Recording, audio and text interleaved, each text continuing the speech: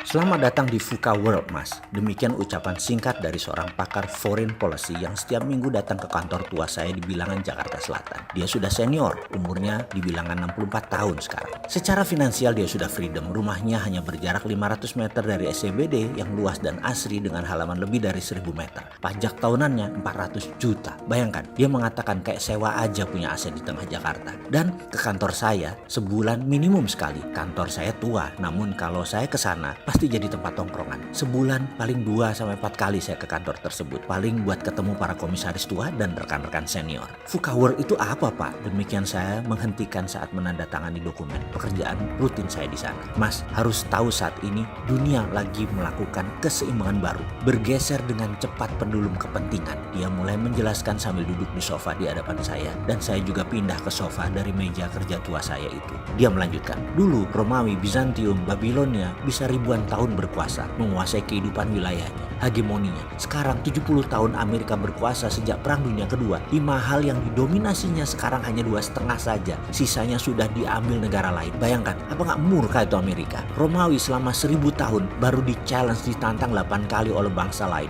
Dan Genseric yang paling berhasil memukul terak Bizantium. Amerika ini baru 70 tahun sudah keok. Ini kesempatan kita bermain, Mas. Demikian senior saya ini dengan berapi-api bercerita. Saya nggak suka dengan politikus saat ini yang di Senayan, di kabinet kerja saat ini. Mereka malah ngetek ke asing, bukan ambil kesempatan. Tuh, malu saya, kesel saya. Negara kok tidak bisa menghasilkan negarawan. Wah, Pak, kalau yang terakhir ini beda, Pak. Oligarki memang begitu dan nggak pengen mereka tergantikan. Saya balik bertanya, jadi VUCA World itu apa? Dia mengangguk-angguk kepala, lalu dia melanjutkan. Tahukah cara mendominasi dunia? Dia bertanya. Tahu banget, saya jawab. Dari colonialization 1.0 sampai yang terakhir colonialization 5.0 ya hafal luar kepala. Kolonialisasi 5.0 ala Cina sekarang, okupansi Indonesia kan, kata saya menjelaskan. Dia mengangguk dan berkata, tapi sayang ya, gak ada yang sadar elit negara ini dan politikusnya. Iya, Indonesia adalah extended quasi teritori kan. Sudah kita teriak lama dan sudah tahu kita langkah Cina. Ya begitulah kalau pejabat tidak mengerti bahwa tidak ada freelance, minta foreign investment masuk dari Cina. Ya protokol colonialization 5.0-nya langsung dijalankan, dikasih karpet merah pula,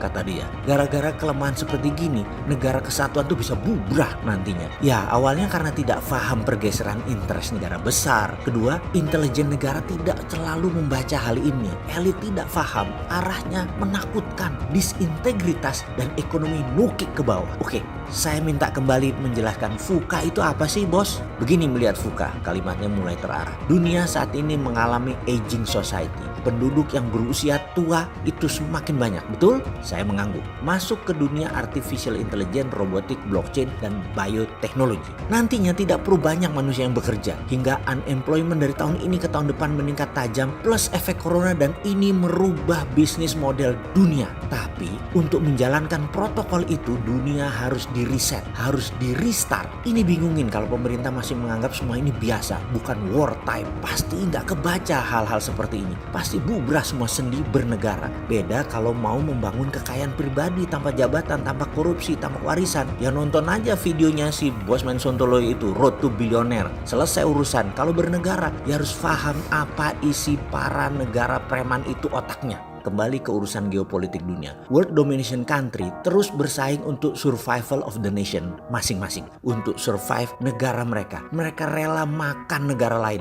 Dan hal itu biasa. No guilty feeling, no hard feeling. Kita saat ini melihat negara penjajah itu tangannya terbuka. Hebat deh kelakuan pejabat tersebut. Dan mendapat pujian fansnya lagi. Lah bingung kita. Negara mau hilang asetnya kok nggak nyadar. Lalu ada Cold War dan Cold War 2.0 antara Rusia dan Amerika. Lalu Cina ada obordnya One Belt One Road-nya Cina yang mengikat setengah penduduk dunia, lebih dari 70 negara dengan jebakan pinjaman atau dikenal dengan debt trap finansial. Cina adalah pemenang dalam financial world domination. Ini membuat Amerika shock. Hanya 70 tahun berkuasa, Amerika mendadak tersaingi Cina. Karena itu Amerika menguatkan military domination-nya. Amerika memilih main preman mengacak-acak dunia, yaitu dengan kebijakan VUCA tadi. Makanya saya mengatakan selamat datang di VUCA VUCA World. VUCA lahir dengan desain membuat dunia tidak jelas bentuknya, kacau, dan perlu pengendali dunia yang namanya Amerika. Itulah mengapa virus biological warfare corona